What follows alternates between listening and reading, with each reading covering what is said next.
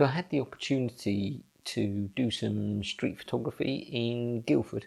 My wife had an appointment she needed to keep, so I thought I would kind of do a bit of a back to basics street thing. So I took a Fuji X-E1 with me with the Meike 28mm lens. I did also take the Viltrox 56 with me, and I think maybe I used it for 1 or 2 shots at most. So it was almost all with the, and I have it here, the X-E1 with the Meike 28, which is it's one of these completely manual lenses. So no autofocus, no exit information, nothing really.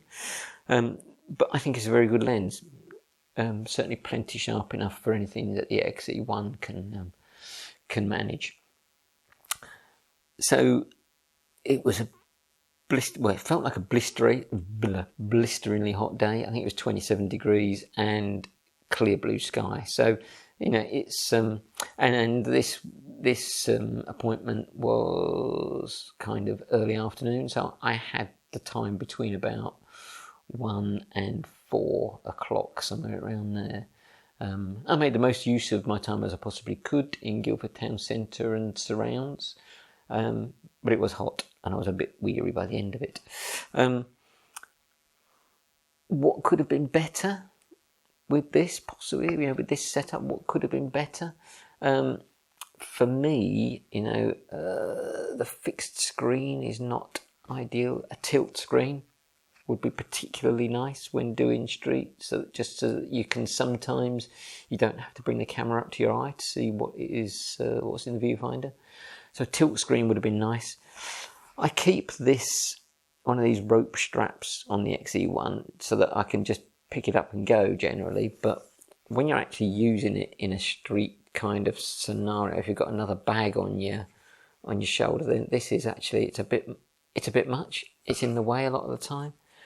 In hindsight, I would have just put a wrist strap thing on. I think that would have been much better.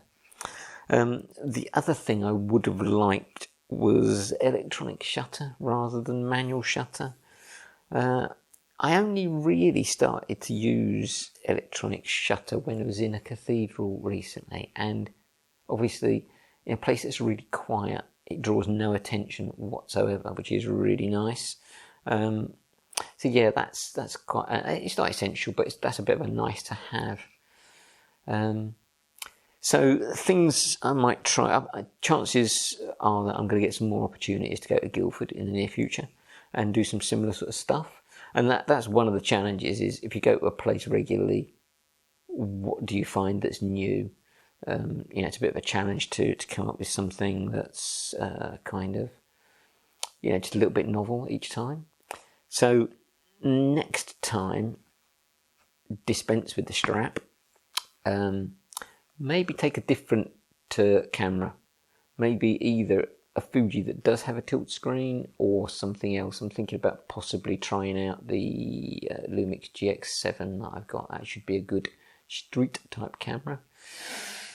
However, for this trip, I'm pretty pleased with some of the results, and I've got my whole set of different recipes written on the bottom of here for different for the different film modes.